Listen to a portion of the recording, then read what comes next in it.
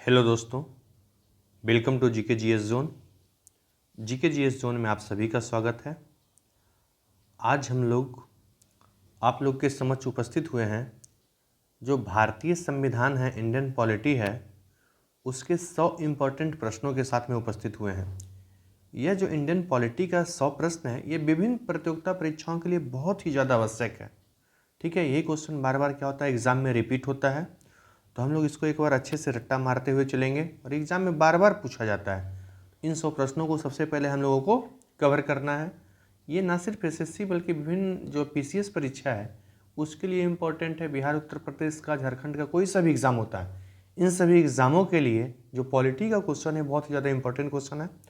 तो चलिए क्वेश्चन को देखते हुए चलेंगे, पहले प्रश्न देखते हुए चलेंगे और आप लोग उम्मीद करते हैं इस वीडियो को बहुत प्यार देंगे। ठीक है, तो वीडियो को एक बार लाइक कर दीजिएगा और चैनल को भी सब्सक्राइब करते हुए चलेंगे। चलते हैं पहले प्रश्न की ओर बढ़ेंगे।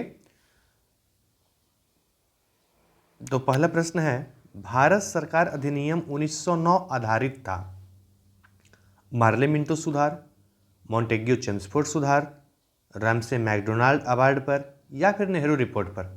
तो सही आंसर हो जाएगा मॉन्टेग्यू चेम्सफोर्ड सुधार। 1919 का जो अधिनियम था इसे मॉन्टेग्यू चेम्सफोर्ड सुधार भी बोला जाता है, जिसमें जो मॉन्टेग्यू हैं वो भारत सचिव थे। मॉन्टेग्यू जो थे क्या थे, तो भारत सचिव, और जो चेम्सफोर्ड थे, ये चेम्सफोर्ड भारत के वायसराय उस समय पे थे। भारत के वायसराय इन्हीं के नाम पे रखा गया था, मॉन्टेग्यू चेम्सफोर्ड सुधार। मार्ले मिंटो वाला आपको पता होगा 1909 का था। ठीक, आगे जो है अगला प्रश्न है, संविधान सभा का प्रथम सत्र कब हुआ था? संविधान सभा का पहला सत्र कब हुआ था? तो संविधान सभा का पहला सत्र हुआ 9 दिसंबर 1946 को और इसके जो अध्यक्ष थे वो थे सच्चिदानंद सिन्हा।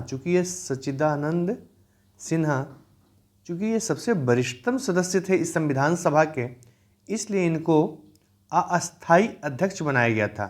सच्चिदानंद सिन्हा क्या बने? अस्थायी अध्यक्ष।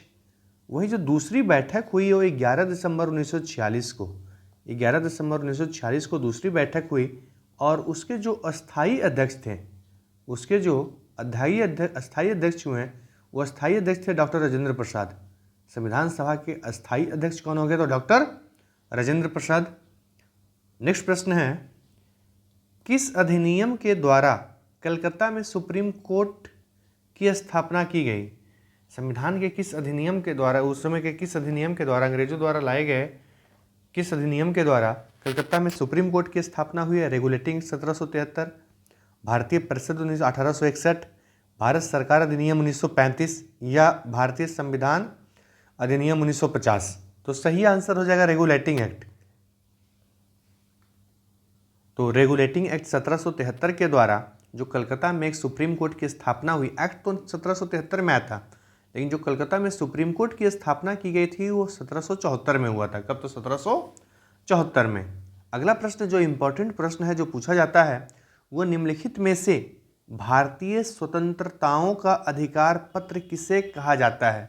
भारतीय स्वतंत्रताओं का अधिकार पत्र किसे कहा जाता है? रेगुलेटिंग एक्ट 1773 को, पिट्स इंडिया एक्ट 1784 को, चार्टर एक्ट 1813 को या महारानी की घोषणा 1858 में किया गया था, इसे कहा जाता है। ठीक है, तो भारतीय स्वतंत्रताओं का अधिकार पत्र जो कहा जाता है, महारानी की घोषणा पत्र जो 1858 का हुआ था, 1857 की क्रांति के बाद। ठीक है, जब क्या होता है, भारत शासन जो होता है कंपनी के हाथों से निकल करके क्राउन के हाथ में चला जाता है, महारानी के हाथ में चला जाता है। इसे भारतीय स्वतंत्रताओं का अधिकार पत्र के नाम से भी जाना जाता है। डी नंबर ऑप्शन हो जाएगा। अगला है, निम्नलिखित में से किस एक अधिनियम के अंतर्गत अंग्रेजों ने भारत में पहली बार सांप्रदायिक निर्वाचक मंडल प्रणाली आरंभ किया था? तो ऑप्शन है भारत सरकार अधिनियम 1909, भारत सरकार अधिनियम 1919, भारतीय परिषद अधिनियम 1861 या भारतीय परिषद अधिनियम 1862। तो सही आंसर हो जाएगा भारत सरकार अधिनियम 1909, जिसे हम लोग मार्ले मिंटो सुधार के भी नाम से जानते हैं। जिसे हम किस नाम से जानते हैं? मार्ले मिंटो सुधार के नाम से आते हैं। 1909 में लाया गया था और सांप्रदायिक निर्वाचन की पहली बार व्यवस्था किया गया था। ठीक है, इसमें सांप्रदायिक निर्वाचन किसके लिए लाया गया था? तो मुस्लिमों के लिए अलग ही निर्वाचन व्यवस्था की बात की गई थी। मुस्लिमों के लिए पृथक निर्वाचन की व्यवस्था किया गया था। मुस्लिमों के लिए पृथक निर्वाचन की व्यवस्था किया गया था। आगे है, पंडित जवाहरलाल नेहरू ने के नेतृत्व में अंतरिम सरकार का गठन कब हुआ था? तो पंडित जवाहरलाल नेहरू के नेतृत्व में जो अंतरिम सरकार का गठन हुआ सितंबर 1946 में हुआ था। सी नंबर ऑप्शन हो जाएगा सितंबर 1946, सी नंबर ऑप्शन हो जाएगा। नेक्स्ट देखेंगे, इसमें स्टार्टिंग में मुस्लिम लीग शामिल नहीं था, लेकिन बाद में मुस्लिम लीग भी शामिल हो जाता है। नेक्स्ट है माउंटबेटन योजना आधार बनी ब्रिटिश शासन की निरंतरता का, सत्ता के हस्तांतरण का, देश के विभाजन का या सांप्रदायिक समस्याओं का निदान का। सही आंसर हो जाएगा माउंटबेटन जो योजना था देश के विभाजन का आधार बना है। इसे माउंटबेटन योजना को 3 जून योजना के भी नाम से जानते हैं। 3 जून योजना भी इसे कहा जाता है, 3 जून योजना कहा जाता है, ठीक है। और इसी के आधार पे 3 जून योजना के आधार पे 1947 ईस्वी में देश का विभाजन किया गया है। आप लोग एक बार वीडियो को प्यार देंगे, वीडियो को लाइक करते हुए चलेंगे और चैनल को जिन्होंने सब्सक्राइब नहीं किया होगा चैनल को सब्सक्राइब करते हुए चलेंगे। इसी प्रकार से जो इंपॉर्टेंट क्वेश्चन है हर विषय का वो अपलोड किया जाएगा, डाला जाएगा इसी यूट्यूब चैनल पे, जीके जीएस जोन पे डाला जाएगा। चलिए अगले प्रश्न की ओर बढ़ेंगे। तब तक अगला प्रश्न है, भारत की संविधान सभा का परामर्शदाता कौन था? तो भारत के जो संविधान का परामर्शदाता था वो परामर्शदाता था BN राव। कौन थे? तो C number option BN Rao. जब हमारा दूसरा बैठक हुआ था संविधान सभा का दूसरा बैठक 11 दिसंबर 1946 को हुआ है, उस समय पे अध्यक्ष बनाया गया था डॉक्टर राजेंद्र प्रसाद को। अध्यक्ष कौन बने थे? डॉक्टर राजेंद्र प्रसाद बने थे, ठीक है। और उसी समय पे जो संवैधानिक परामर्शदाता नियुक्त किए गए थे वो BN राव किए गए थे। कौन किए गए थे? तो BN राव। सही आंसर हो जाएगा BN राव। नेक्स्ट देखेंगे, भारत की संविधान सभा की अंतिम बैठक की सही तिथि बताएं।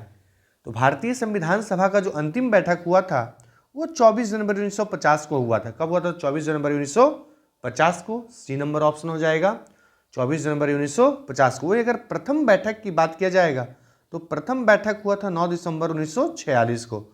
दूसरी बैठक हुआ था 11 दिसंबर 1946 को, ठीक है।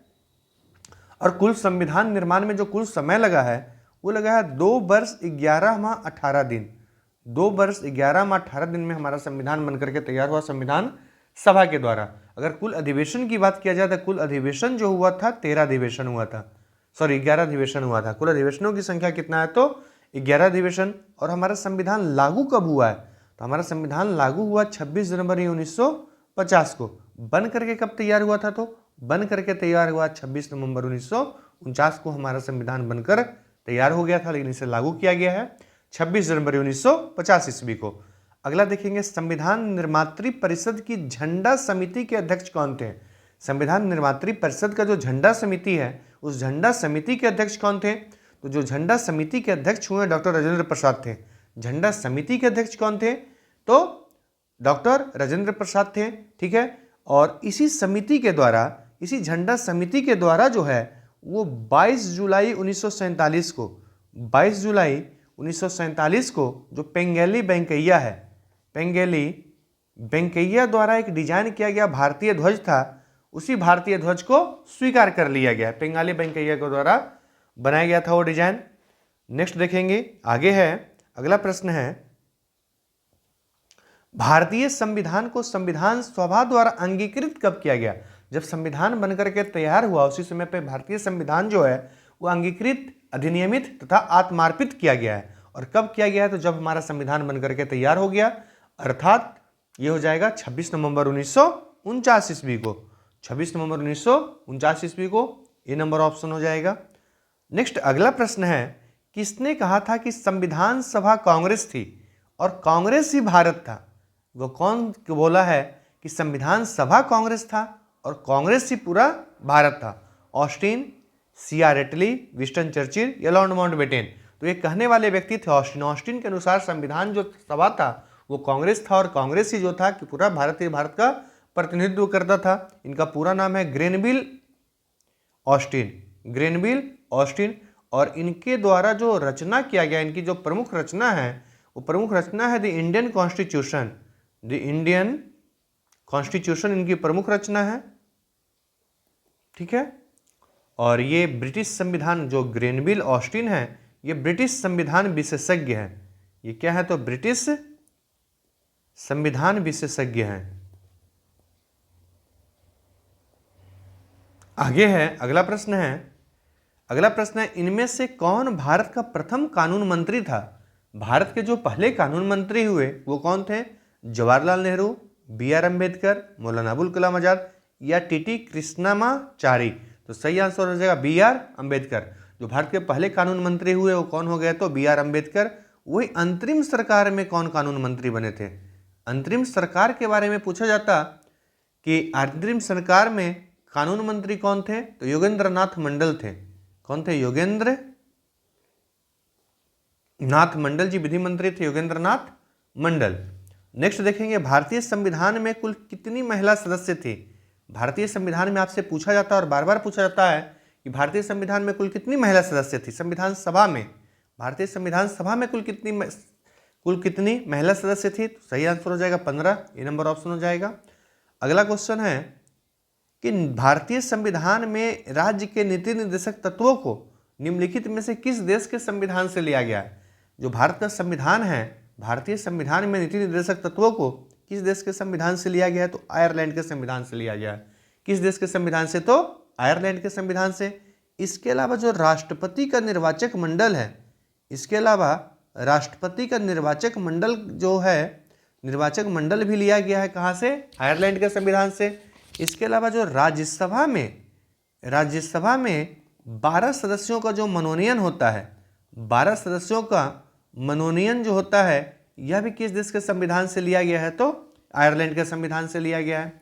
आगे देखेंगे निम्नलिखित में से कौन सा शब्द भारतीय संविधान की प्रस्तावना में उल्लेखित नहीं है। संप्रभुता है, लोकतंत्रात्मक है, पंथनिरपेक्ष है, संघीय नहीं है। तो भारतीय संविधान का जो प्रस्तावना है उसमें कौन सा शब्द निम्नलिखित में से नहीं है, तो संघीय नहीं है। चलिए वीडियो को एक बार आप लोग लाइक कर दीजिएगा। जिन्होंने चैनल सब्सक्राइब नहीं किया होगा वो चैनल भी सब्सक्राइब करते हुए चलेंगे। अगला है भारत के संविधान में समवर्ती सूची की अवधारणा गृहीत की गई है। समवर्ती सूची किस देश के संविधान से लिया गया है, आपको बताना है। समवर्ती सूची ग्रेट ब्रिटेन के संविधान से, यूएसए के संविधान से, कनाडा के संविधान से या फिर ऑस्ट्रेलिया के संविधान से। जो समवर्ती सूची है वो ऑस्ट्रेलिया के संविधान से लिया गया है। डी नंबर ऑप्शन सही हो जाएगा। नेक्स्ट देखेंगे हम न्यायिक पुनराविलोकन की व्याख्या देखते हैं। हम जो है न्यायिक पुनराविलोकन की व्याख्या देखते हैं भारत में केवल, यूके में केवल, यूएसए में केवल या भारत यूएसए में, दोनों में। तो जो न्यायिक पुनराविलोकन देखते हैं वो भारत और यूएसए दोनों देश में देखते हैं, ठीक है ना। भारत और यूएसए दोनों देश में हम क्या देखते हैं, तो न्यायिक पुनराविलोकन की बात। नेक्स्ट देखेंगे, आगे देखेंगे। अगला प्रश्न है कि भारतीय संविधान के अनुच्छेद 14 में प्रयुक्त वाक्यांश कानून के समझ समानता किस देश के संविधान से उद्धृत है। जो अनुच्छेद 14 में कानून के समझ समानता है वो ब्रिटेन के संविधान से लिया गया है। सही आंसर हो जाएगा ब्रिटेन, ए नंबर ऑप्शन हो जाएगा। नेक्स्ट है भारतीय संविधान की प्रस्तावना में इसके सभी नागरिकों को कौन सा न्याय प्रदान करने की व्यवस्था किया गया है। जो भारतीय संविधान की प्रस्तावना में है उसमें किस प्रकार का न्याय है, तो सामाजिक, आर्थिक और राजनीतिक न्याय है। सही आंसर देख लेते हैं, डी नंबर हो जाएगा सामाजिक, आर्थिक और राजनीतिक न्याय, ठीक है ना। सामाजिक धार्मिक न्याय नहीं है, सांस्कृतिक न्याय नहीं है, सांस्कृतिक न्याय नहीं है। सही आंसर हो जाएगा सामाजिक, आर्थिक एवं राजनीतिक न्याय, डी नंबर ऑप्शन। नेक्स्ट देखेंगे किस वर्ष भारत के संविधान की प्रस्तावना में 2 शब्द समाजवादी एवं पंथनिरपेक्ष जोड़ा गया है। तो भारतीय संविधान की प्रस्तावना में 2 शब्द नहीं 3 शब्द जोड़ा गया है। जो तीसरा शब्द था वो अखंडता था। तीसरा शब्द कौन सा है, तो अखंडता। और ये संविधान में, हमारे संविधान में किस वर्ष जुड़ा है, तो 1976 में जुड़ा, 1976 में जुड़ा है। किस संविधान संशोधन के द्वारा, तो 42वां संविधान संशोधन के द्वारा। 42वां संविधान संशोधन के द्वारा हमारे संविधान के प्रस्तावना में 3 शब्द जुड़ा था, समाजवादी, पंथनिरपेक्ष और अखंडता शब्द जुड़ा है। नेक्स्ट देखेंगे, अगला प्रश्न है भारतीय संविधान का कौन सा भाग संविधान की आत्मा कहलाता है। भारतीय संविधान का कौन सा भाग है जिसको आत्मा कहते हैं, तो उद्देशिका को कहते हैं। ये अंबेडकर साहब के अनुसार नहीं है। क्वेश्चन 2 पूछता है कि अंबेडकर साहब के अनुसार भारतीय संविधान की आत्मा आप किसे कहेंगे। दूसरा सीधा सा दे देता है कि संविधान की आत्मा किसे कहा जाता है, तो संविधान की आत्मा उद्देशिका को कहा जाता है। वहीं डॉक्टर भीमराव अंबेडकर साहब के अनुसार संविधान की आत्मा किसे कहा जाता है, तो अनुच्छेद 32 में जो दिया है संवैधानिक उपचारों का अधिकार, अनुच्छेद 32 में जो संवैधानिक उपचार का अधिकार है उसे ही भीमराव अंबेडकर साहब ने संविधान की आत्मा कहा है। नेक्स्ट देखेंगे, सर्वोच्च न्यायालय ने संविधान के आधारभूत ढांचे, ठीक है, फंडामेंटल स्ट्रक्चर की बात कर रहा है, कि सिद्धांत को स्पष्ट किया है। ठीक, संविधान किस केस में, किस बात के बाद जो संविधान के आधारभूत ढांचे की बात किया गया है सर्वोच्च न्यायालय के द्वारा, तो केशवानंद भारती केस हम लोग सभी जानते हैं। केशवानंद भारती बाद 1973 हो जाएगा, बी नंबर ऑप्शन। नेक्स्ट देखेंगे, अगला प्रश्न है, भारतीय संविधान का कौन सा अनुच्छेद देवनागरी लिपि में हिंदी को संघ की राजभाषा के रूप में मान्यता देता है? भारतीय संविधान का वह कौन सा अनुच्छेद है जो देवनागरी लिपि में हिंदी की संघ की राजभाषा के रूप में मान्यता देता है? तो अनुच्छेद इसके लिए हो जाएगा 343, अनुच्छेद 343 हो जाएगा। ठीक है, तो हमारा जहां तक राजभाषा की बात किया जाए तो राजभाषा हमारे भाग 7 में है, और इसके लिए जो अनुच्छेद है वो अनुच्छेद 343 343 से लेकर के 351 तक है। 343 से लेकर के 351 तक है। ठीक है, और 341 से लेकर के 351 तक किसके संबंध में है? तो राजभाषा के संबंध में। राजभाषा के संबंध में 343 से लेकर के 351 तक। नेक्स्ट देखेंगे, अगला प्रश्न, भारत के संविधान के निम्नलिखित में से किस अनुसूची में दल बदल विरोधी अधिनियम का प्रावधान है? भारतीय संविधान के किस अनुसूची की बात कर रहा है? दल बदल विरोधी अधिनियम का प्रावधान किया गया है। तो जो हमारा दल बदल विरोधी अधिनियम है वो 10वीं अनुसूची में है, 10वीं अनुसूची हो जाएगा। और जो 10वीं अनुसूची है उस संविधान के 52वें संविधान संशोधन के द्वारा दल बदल जो अधिनियम है वो 52वें संविधान संशोधन के द्वारा 1985 ईस्वी में हमारे संविधान में 10वीं अनुसूची के माध्यम से जोड़ा गया है। नेक्स्ट देखेंगे, अगला प्रश्न है कि 1993 में निम्नलिखित में से कौन सी भाषा 8वीं अनुसूची में सम्मिलित किया गया? अभी जस्ट देखे थे कि भारतीय संविधान के 8वीं अनुसूची में भारत की राज्य भाषा का वर्णन है ना, और उसमें से 1993 में कौन सा भाषा जोड़ा गया है? मैथिली, संथाली, बोडो। अच्छा, सम्मिलित नहीं किया गया है, नहीं किया गया है डोगरी। ठीक है, तो इसका एक कोड है। जो 92वां संविधान संशोधन हुआ था, 92वां संविधान संशोधन 2003 हो जाएगा, 1993 नहीं होगा, क्वेश्चन में 2003 होना चाहिए था। ठीक है ना, 2003 में। ठीक है, तो कोड इसका है BDMS, BDMS, बोडो, डोगरी, मैथिली, संथाली। तो बोडो है, ये है, डोगरी भी है, मैथिली भी है और संथाली भी है। तो 8वीं अनुसूची में सम्मिलित नहीं किया गया है, नहीं, चारों किया गया है इसका। तो 1993 में कौन सी भाषा 8वीं अनुसूची में सम्मिलित नहीं किया गया था? नहीं, इसका आंसर तो चलिए थोड़ा कन्फ्यूजन वाला है। वैसे 92वां संविधान संशोधन 2003 के द्वारा BDMS, बोडो, डोगरी, मैथिली और संथाली तीनों इन सभी को भी शामिल किया गया था। चलिए अगले प्रश्न की ओर देखेंगे। अगला प्रश्न है, संविधान के निम्नलिखित में से किस अनुच्छेद के अंतर्गत संसद दोनों सदनों की संयुक्त अधिवेशन का प्रावधान करता है? तो आपको पता है संसद जो है साधारण विधेयक से पास, साधारण बहुमत से पास होने वाले विधेयक पे राष्ट्रपति के द्वारा संयुक्त अधिवेशन बुलाया जाता है। किसके द्वारा बुलाया जाता है? तो राष्ट्रपति के द्वारा। और संयुक्त अधिवेशन का प्रावधान किस अनुच्छेद के अंतर्गत है? तो अनुच्छेद 108, बी नंबर ऑप्शन हो जाएगा। ठीक, बुलाता कौन है? राष्ट्रपति। अध्यक्षता कौन करता है? लोकसभा अध्यक्ष। अगर लोकसभा अध्यक्ष नहीं है तो कौन करेगा? लोकसभा का उपाध्यक्ष। और लोकसभा का अगर उपाध्यक्ष भी नहीं है तो कौन करेगा? तो राज्यसभा का उपसभापति करता है, राज्यसभा का उपसभापति। सभा नहीं, पत्नी, सभापति तो कौन हो जाएगा? उपराष्ट्रपति हो जाएगा। तो सभापति नहीं करके राज्यसभा का उपसभापति करता है। नेक्स्ट देखेंगे, अगला प्रश्न है, निम्नलिखित में से कौन सा अनुच्छेद भारत के राष्ट्रपति द्वारा वित्त आयोग की नियुक्ति से संबंधित है? तो राष्ट्रपति वित्त आयोग की नियुक्ति किस अनुच्छेद के अंतर्गत करता है? तो सी नंबर ऑप्शन हो जाएगा, अनुच्छेद 280 के अंतर्गत करता है। नेक्स्ट देखेंगे, अगला प्रश्न है, भारतीय संविधान के 6ठी अनुसूची के प्रावधान किस राज्य पर लागू होता है? तो हमारा जो 6ठी अनुसूची है, 6ठी अनुसूची में 4 राज्य शामिल किया गया है। इसका कोड है, इसका ट्रिक है AMTM। कौन से 4 राज्य हैं? तो AMTM। ए से हो गया असम, ए से हो गया असम, एम से हो गया मेघालय, टी से हो गया त्रिपुरा और एम से हो गया मिजोरम। एम से कौन हो गया? मिजोरम। तो देख लीजिए छठी अनुसूची में प्रावधान किस राज्य पर लागू होता है। एक ही राज्य इसमें से है, त्रिपुरा हो जाएगा एमटीएम में। जो टी है, टी से त्रिपुरा राज्य शामिल है। वैसे कौन से 4 राज्य है, तो असम, मेघालय, त्रिपुरा और मिजोरम। इसे हम ट्रिक के माध्यम से याद रखेंगे।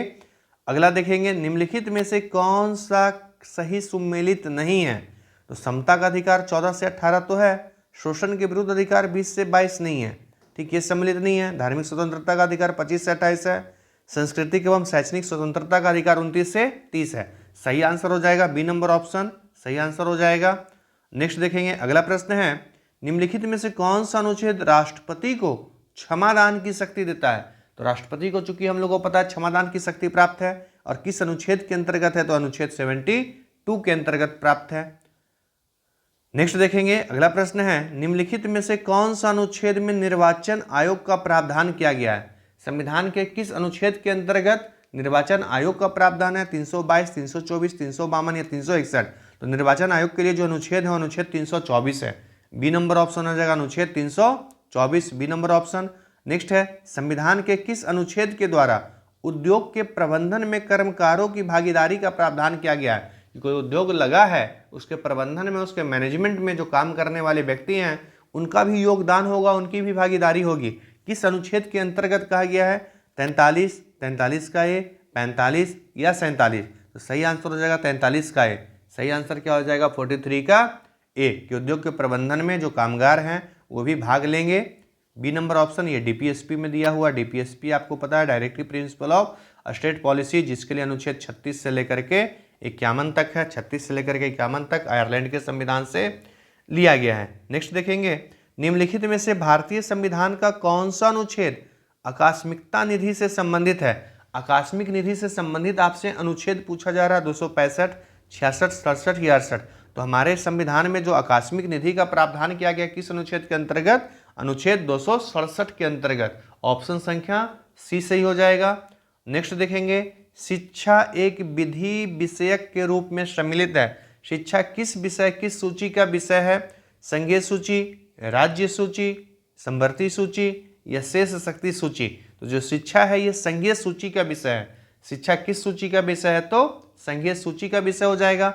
और हमको पता है 3 प्रकार के हमारे संविधान में सूची है। एक संघ सूची है, दूसरा राज्य सूची है और तीसरा समवर्ती सूची है।